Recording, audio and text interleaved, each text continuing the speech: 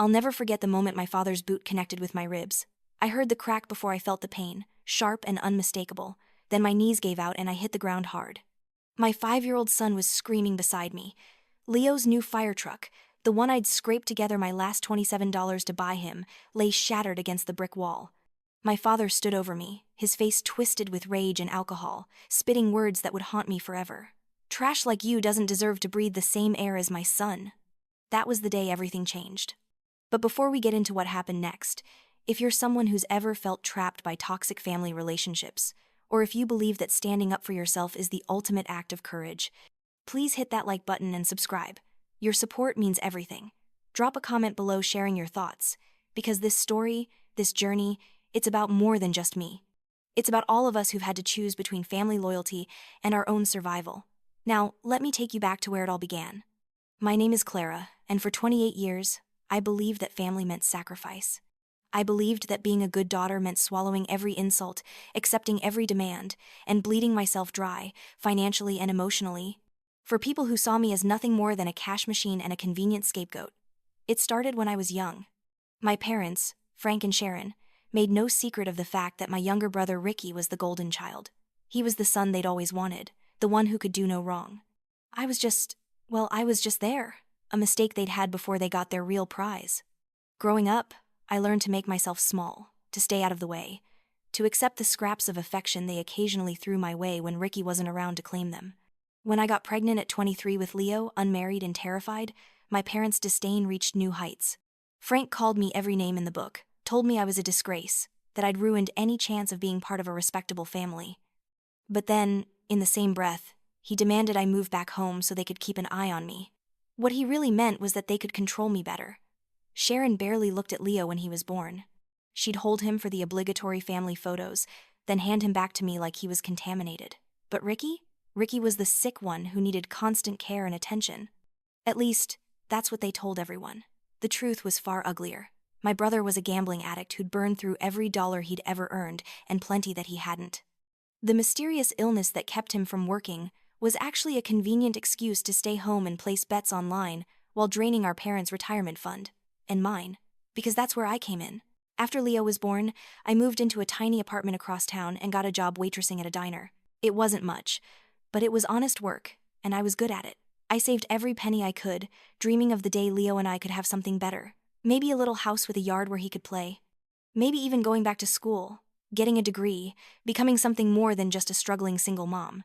But Frank had other plans for my money. The calls started about 6 months after I moved out. At first, it was just my mother.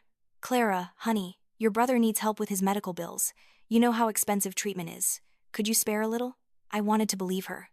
I wanted to be a good sister, so I sent $50, then $100, then $200. It never stopped. The requests became demands. Frank would call, his voice hard and cold, telling me it was my duty as a daughter, as a sister, to help family. "Ricky's blood," he'd say. "That bastard kid of yours isn't." Every attempt at refusal triggered the same pattern. Frank would explode about ingratitude and debts owed. Sharon would cry on cue. Together, they weaponized my guilt with surgical precision. So I kept giving. I gave until I was eating ramen for dinner 3 nights a week so Leo could have proper meals. I gave until I was behind on my electric bill and sitting in the dark with my son, telling him we were camping indoors and it was an adventure. I gave until there was nothing left to give. But somehow, it was never enough. The breaking point came on a Tuesday afternoon in late October. I'd picked Leo up from kindergarten, and we'd stopped by the discount toy store on 5th Street. It was one of those big warehouse places where everything was cheap and slightly damaged. Leo had been talking about fire trucks nonstop for weeks. He wanted to be a firefighter when he grew up, wanted to save people, wanted to be a hero. God, my heart broke every time he said it, knowing I could barely afford to buy him a $5 toy, let alone nurture those dreams properly. But that day, I saw it. A battery-operated fire truck that made siren sounds and had working lights. It was on clearance for $12. I stood there in that aisle for a full 5 minutes, staring at the price tag, doing mental math in my head. I had $27 left in my checking account until Friday's paycheck. Rent was paid. We had food. Leo's school lunches were covered for the week. $12 wouldn't break us. It would be tight, terrifyingly tight, but we'd manage. When I put that truck in the cart, Leo's face lit up like Christmas morning. He wrapped his arms around my waist and whispered, Thank you, Mommy. You're the best mommy in the whole world. I held him close, blinking back tears, feeling like I was both the best and worst parent alive. Best because I could give him this small joy. Worst because it shouldn't have felt like such a monumental sacrifice. At the checkout counter, I pulled out my debit card with shaking hands. The machine approved the transaction. $27 became $15. I smiled at Leo, who was clutching his new truck like it was made of gold, and we walked out to my beat-up Honda Civic. That's when my phone rang. Frank's name flashed on the screen. My stomach dropped. It always did when I saw his number, but I told myself I was being paranoid. Maybe it wasn't about money this time. Maybe he was actually calling to check on his grandson. I should have known better. Where's my money? No, hello. No, how are you? Just that gravelly, aggressive voice cutting straight to the chase. Dad, Ricky needs it now. He's got another treatment appointment next week and he's short. You were supposed to send it yesterday. My heart was pounding. I don't have anything right now. I just paid rent, and I had to buy groceries. I can try to send something on Friday when I get paid. But nothing! His voice exploded through the phone, so loud that Leo looked up from his fire truck with worried eyes. You're telling me you can't find $200 for your own brother? He's sick, Clara, sick, and you're over there living it up while he suffers. Living it up. The words would have been funny if they weren't so insulting. I looked at my son in his second-hand clothes, at the car that barely passed inspection, at the phone in my hand that was 2 generations old. Living it up? My voice stayed steady somehow. I gave you $300 last month. I eat ramen so Leo doesn't have to. Can't or won't? Frank's voice turned cold. You know what your problem is, Clara? You're selfish. Always have been. You had that kid out of wedlock, embarrassed this family, and now you think you can just forget about the people who actually matter? Your brother is dying, and you're worried about yourself. Ricky wasn't dying. I knew it. Frank knew it. Even Sharon probably knew it deep down. But confronting that truth meant admitting they'd enabled his addiction, thrown away their savings, and bled me dry for nothing. I have to take care of Leo, I said, my voice cracking. He's my son. That mistake isn't my responsibility. Frank spat. But you're my daughter. You owe us. Now get that money together and bring it over here tonight. Your mother made pot roast. The line went dead.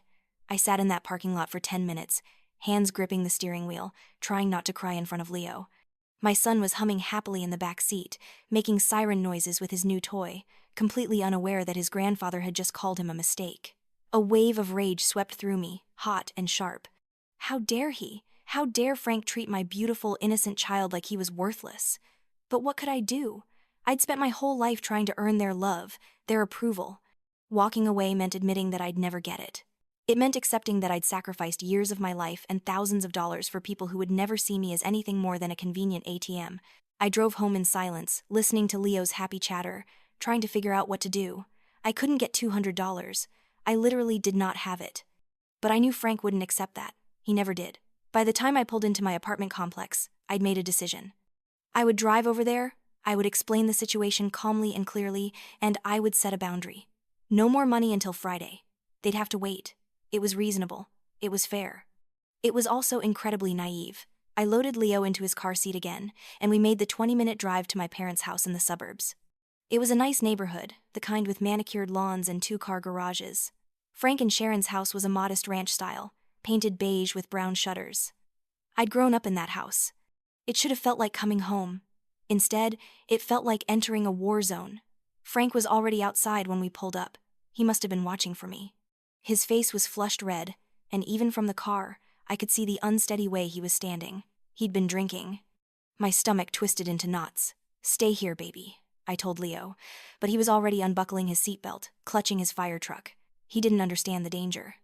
To him, this was just Grandpa's house. I got out of the car slowly, keeping my body language non-threatening. Dad, I came to talk. I can't get you the money today, but on Friday. He wasn't listening. His eyes had locked onto something behind me. I turned to see Leo climbing out of the back seat, his fire truck tucked under his arm. Frank's expression darkened. What the hell is that? It's just a toy, Dad. It was on clearance, and Leo's been wanting. You bought that kid a toy? Frank's voice was rising, attracting the attention of neighbors pulling into their driveways. You're telling me you don't have money for your dying brother, but you've got money to waste on toys? It was $12, I said, trying to stay calm even as my heart raced. I needed to buy Leo something. He's 5 years old. Kids need. Kids need to learn that family comes first. Frank lurched forward, and before I could react, he snatched the fire truck out of Leo's hands. My son cried out in surprise and fear. Dad, don't. But it was too late. Frank turned and hurled the toy at the brick wall of the house with all his strength. The plastic exploded on impact, pieces scattering across the driveway. The lights flickered once and died. The sirens went silent. Leo's scream pierced the air. No, no, no, no! My son ran toward the broken pieces, dropping to his knees, trying to gather them up. He was sobbing, his small body shaking. Mommy, my truck! He broke my truck! I moved toward Leo, instinct taking over, needing to comfort my child. But Frank grabbed my arm, his fingers digging in hard enough to bruise. Where do you think you're going? We're not done talking. Let go of me, I said, trying to pull away. My son is crying. He's scared. He should be scared, Frank snarled. Maybe it'll teach him what happens when his mother chooses him over her real family. He is my real family. The words burst out of me, years of suppressed anger finally breaking free. He's my son, and you just terrorized him. What is wrong with you? Frank's eyes went cold. In the doorway, Sharon appeared, a cup of tea in her hands, watching the scene unfold with the same detached expression she always wore when things got ugly. She wouldn't intervene. She never did. I'll tell you what's wrong, Frank said, his voice dropping to a dangerous quiet. What's wrong is I raised an ungrateful bitch who turned her back on her own blood for some accident she spread her legs and made. Ricky is your brother. He's dying. And you're here playing happy family with this little bastard. That was when he did it. While I was still processing his words, still reeling from the venom in his voice, Frank pulled back his leg and kicked me. His boot caught me square in the ribs, and I felt something crack. The pain was instant and overwhelming. I crumpled to the ground, gasping, unable to breathe. Leo was screaming. Through the haze of pain, I could hear him screaming for me, could feel his small hands on my face. Mommy, Mommy, get up! Grandpa, stop! You're hurting her. Frank stood over me, breathing hard. That's the price of betrayal.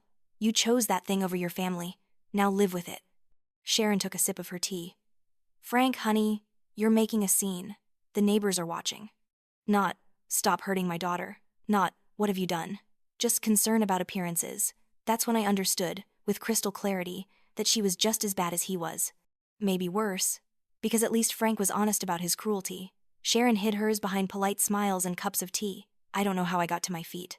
The pain in my side was excruciating, but adrenaline and pure maternal instinct took over. I scooped Leo into my arms, clutching him to my chest while he sobbed into my neck. Stay away from us. I managed to choke out every word agony. Don't call, don't come by, we're done. Frank laughed, actually laughed. You'll be back. You always come back. Girls like you need family. You're nothing without us. I carried Leo to the car, placed him in his car seat with shaking hands, and drove away. In the rearview mirror, I saw Frank still standing in the driveway, Sharon beside him now, both of them watching us leave like we were nothing more than an inconvenient interruption to their evening. I made it 3 blocks before I had to pull over. The pain was too intense, and I couldn't see through my tears. Leo was still crying in the back seat, asking over and over if I was okay, if his truck could be fixed, if Grandpa was mad at him. It's not your fault, baby, I told him, reaching back to hold his hand. None of this is your fault. Grandpa is... He's not well. But we're going to be okay. I promise you, we're going to be okay. I meant it. In that moment, sitting in my car with bruised ribs and a traumatized child, I made a promise to myself and to Leo. This was the last time. The last time I would let Frank hurt us. The last time I would prioritize their twisted version of family over my son's safety and well-being. The last time I would be a victim. The next few days were a blur of pain and determination. My ribs were badly bruised but not broken, thank God. I couldn't afford an ER visit, so I wrapped them tight and took over-the-counter painkillers. Every breath hurt, every movement was agony. But I went to work anyway, because missing shifts meant missing money, and I couldn't afford that either. It was on day 3, while I was refilling coffee for the lunch crowd at the diner, that Detective Miller noticed something was wrong. He was a regular, came in every Tuesday and Thursday for the meatloaf special and black coffee. Late 50s, graying hair, kind eyes. He'd always been polite to me, always tipped well, always asked how Leo was doing. That day, I must have winced when I poured his coffee. The carafe was heavier than usual, and the movement pulled at my injured ribs. Detective Miller set down his newspaper and looked at me with those sharp, observant eyes. Clara, are you hurt? I'm fine, I said automatically, the lie I'd been telling everyone for 3 days. Just slept wrong. Uh-huh. He didn't sound convinced. You've been moving like someone with broken or bruised ribs. I've seen it enough times to recognize it. What happened? I should have brushed him off. I should have walked away. But there was something in his voice, a gentle concern that I hadn't heard in so long that it cracked something open inside me. Before I knew what I was doing, I was sitting down in the booth across from him, and the whole story came pouring out. I told him everything. The years of financial abuse. Ricky's gambling addiction that my parents enabled and funded with my money. The constant demands, the guilt trips, the manipulation. And finally, what happened that day in the driveway. Leo's broken toy, Frank's fists, Sharon's indifference. Detective Miller listened without interrupting. When I finished, there were tears streaming down my face, and I was shaking. I expected him to give me the usual platitudes. Family is complicated. I'm sure they didn't mean it. Maybe you should try to work it out. Instead, he handed me a napkin and said, "That's assault. What he did to you is a crime. And what they've been doing to you financially, that's financial abuse and exploitation. You know that, right?" I hadn't thought of it in those terms. It was just family. That's what you did for family. Except it wasn't, and Detective Miller made me see that. There are laws against this kind of thing, he continued. And more than that, there are ways to protect yourself and your son. But Clara, you have to be the one to make that decision. No one can do it for you. He pulled out his wallet and handed me a business card. This is a lawyer I know. She specializes in family law and domestic abuse cases. Her name is Janet Reese, and she's good. She's helped people in worse situations than yours get free and stay free. I stared at the card, my hands trembling. I don't have money for a lawyer. First consultation is free. After that, well, talk to her about it. There are options. He paused, his expression serious. But I need you to understand something. Silence protects abusers. The longer you stay quiet, the longer they get away with it. You deserve better than this. Your son deserves better than this. Those words stayed with me. Your son deserves better than this. Leo did deserve better. He deserved a mother who stood up for herself, who showed him that no one had the right to hurt you, not even family. Especially not family. That night, after I put Leo to bed, I called Janet Reese. She answered on the third ring, her voice warm and professional. I explained who I was, that Detective Miller had given me her number, and gave her a very brief overview of my situation. She didn't hesitate. "Can you come to my office tomorrow? I have an opening at 3. I work until 2. 3:30 then. And Clara, bring everything. Bank statements, text messages, emails, anything you have that documents what they've done to you. We're going to need it." The next afternoon, I sat in Janet Reese's office, a folder of papers in my lap. She was a small woman, maybe 5 feet tall, with sharp features and even sharper eyes. She listened to my story, asked pointed questions, and took notes. When I finished, she sat back in her chair and looked at me.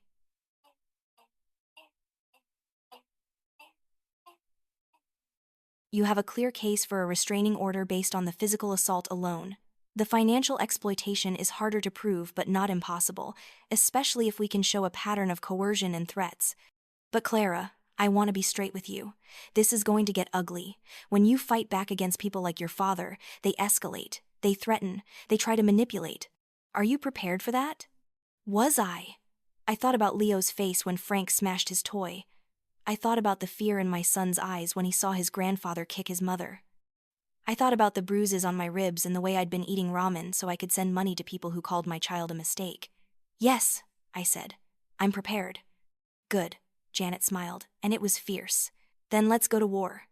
Over the next 2 weeks, with Janet's guidance and Detective Miller's support, I began building a case.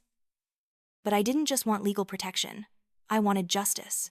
I wanted Frank and Ricky to face consequences for what they'd done, and as I started digging into their lives, I realized I might have the power to give them exactly that.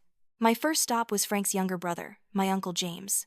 James and Frank had fallen out years ago over money that Frank had borrowed and never repaid. It was family lore, the story everyone whispered about but no one addressed directly. I'd always been told that James was the difficult one, the one who couldn't forgive and move on. I called him out of the blue. He was surprised to hear from me. We met at a coffee shop downtown, and I was honest with him about why I was reaching out. I expected him to turn me away, to tell me he wanted nothing to do with any of us. Instead, his face grew dark. "Your father is a con man, Clara. Always has been. He borrowed $15,000 from me 10 years ago. promised to pay it back with interest. I never saw a cent. When I asked for it back, he told the whole family I was harassing him, that I was the greedy one. Sharon backed him up. They isolated me from everyone. He opened his briefcase and pulled out a folder. I kept everything. Loan agreements he signed, text messages where he promised to pay, bank records showing the money transfer. I've been holding on to this for years, waiting for the day I might need it. Can I have copies? I asked. I'm building a case against him. James smiled. It wasn't a kind smile. Take the originals. I've got everything backed up digitally. And Clara? Make him pay. For both of us. My next target was harder. Mrs. Gable lived 2 doors down from my parents. She was an elderly widow, maybe 75, who kept to herself. But I remembered, growing up, how she'd sometimes give me these long, sad looks when Frank would yell at me in the front yard, like she wanted to say something but never did. I knocked on her door on a Saturday morning. She answered with surprise, clearly not expecting to see me. I introduced myself, reminded her who I was, and asked if I could talk to her. She hesitated, then invited me in. Her house smelled like lavender and old books. We sat in her living room, and I explained what I was trying to do. At first, she shook her head. I don't want to get involved in family business. Mrs. Gable, it's not just family business anymore. He assaulted me. He terrorized my 5-year-old son, and I know you've seen things. I remember the way you used to look at me when I was a kid. Please, I need someone to tell the truth about what kind of man he really is. Her eyes filled with tears. Your father is a bully. I've watched him for 20 years. The way he talks to your mother, to you, to everyone. The shouting, the threats. And that boy, Ricky.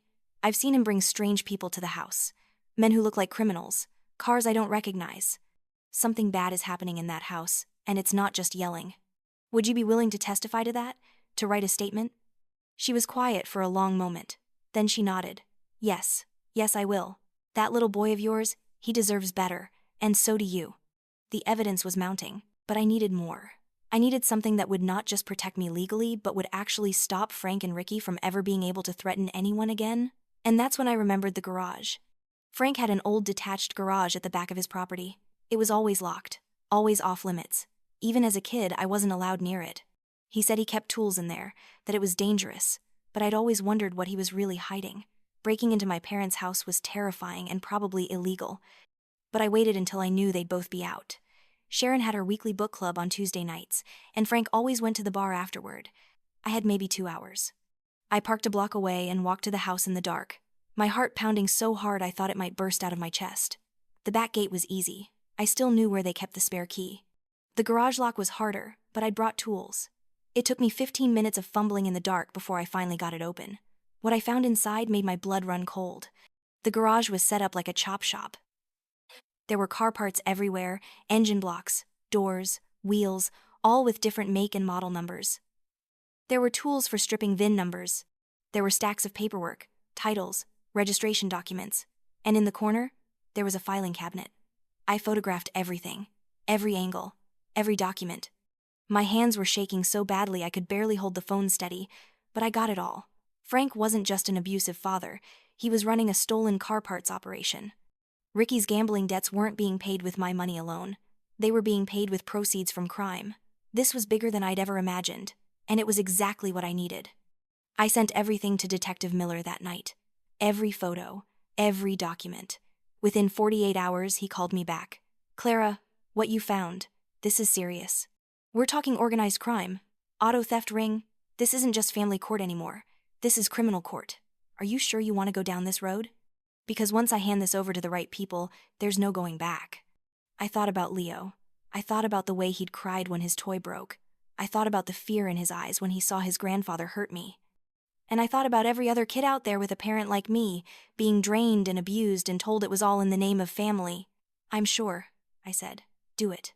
3 days later, at 6 in the morning, a dozen police cars descended on my parents' house. I wasn't there to see it happen, but Mrs. Gable called me right after.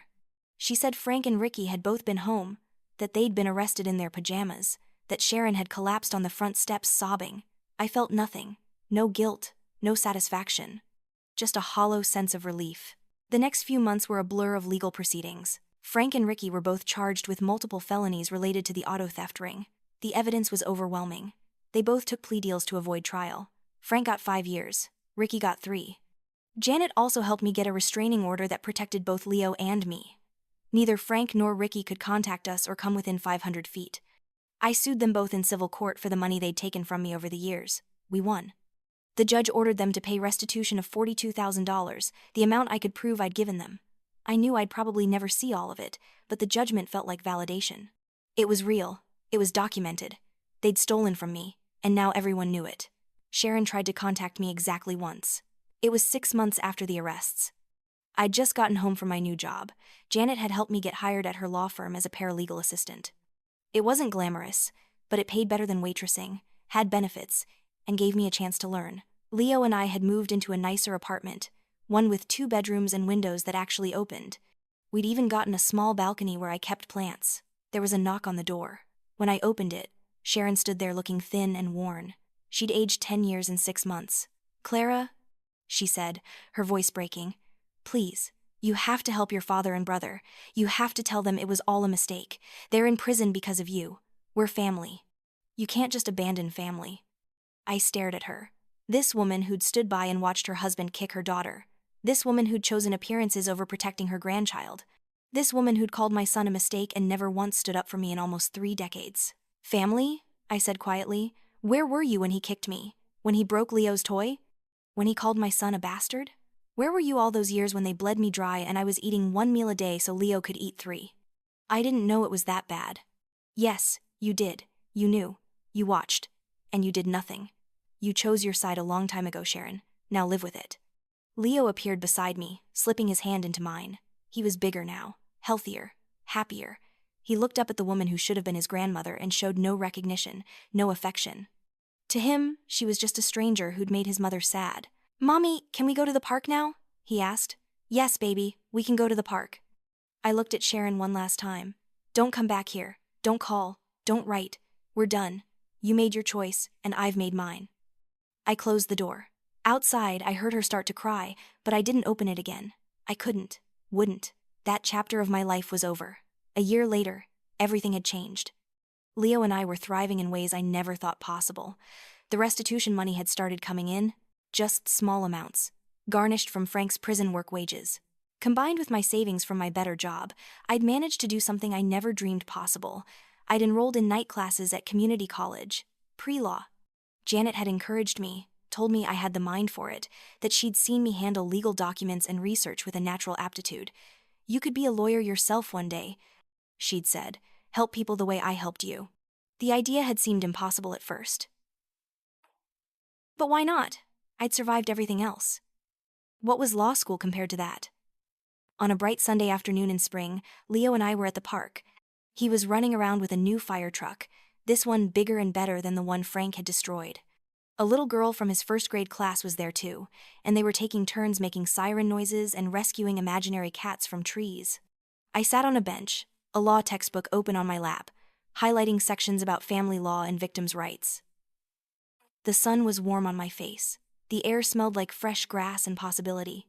Leo ran up to me, out of breath and grinning. "Mommy, did you see me? I saved 3 cats and a dog." "I saw," I said, pulling him into a hug. "You're going to be the best firefighter ever.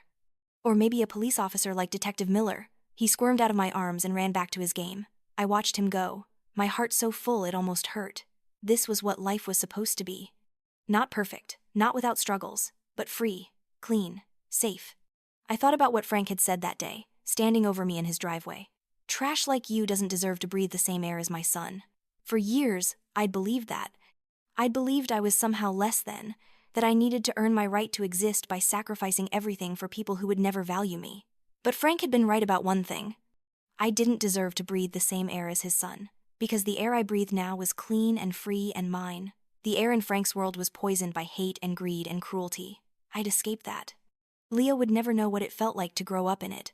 I'd won. Not because Frank and Ricky were in prison, not because I'd gotten my money back. I'd won because I'd chosen myself. I'd chosen my son. I'd chosen life. And every breath of free air was a victory. Sometimes I wonder what would have happened if I'd stayed silent that day, if I'd just accepted Frank's kick and his cruelty as the price of family loyalty. Would I still be trapped in that cycle? Would Leo have grown up thinking it was normal to be treated that way? Would I have eventually broken completely? I'll never know, because I made a different choice, and that choice saved both of us. The truth is, family should never cost you your dignity, your safety, or your peace of mind. Real love doesn't demand that you set yourself on fire to keep someone else warm. Real love doesn't take and take until there's nothing left.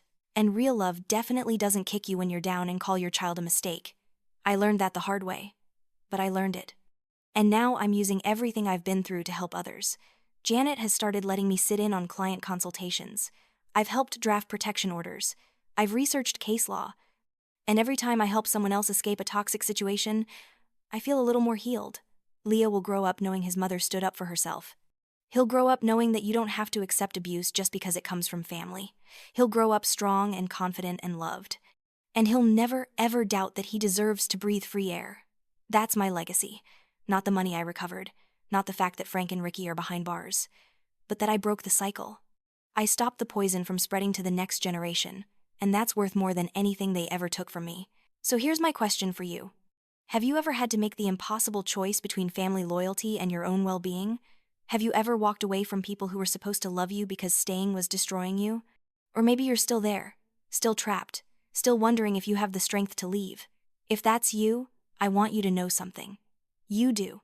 You have the strength. It doesn't feel like it right now. It feels impossible. It feels like you're being selfish or cruel or ungrateful. But you're not. You're surviving. And sometimes survival means cutting ties with the people who are drowning you. You deserve to breathe free air too. If this story resonated with you, if it gave you hope or made you think differently about your own situation, please hit that like button. Subscribe to hear more stories like this. And most importantly, drop a comment below. Tell me your thoughts. Share your own experiences if you feel comfortable. Let's create a community of survivors and fighters, and people who chose themselves when no one else would choose them, because that's what this is really about. Not revenge. Not even justice, though that matters too. It's about choosing yourself. It's about saying, I matter when everyone around you says you don't. It's about breaking chains that have held your family for generations and walking into the light. And trust me, the light is worth it.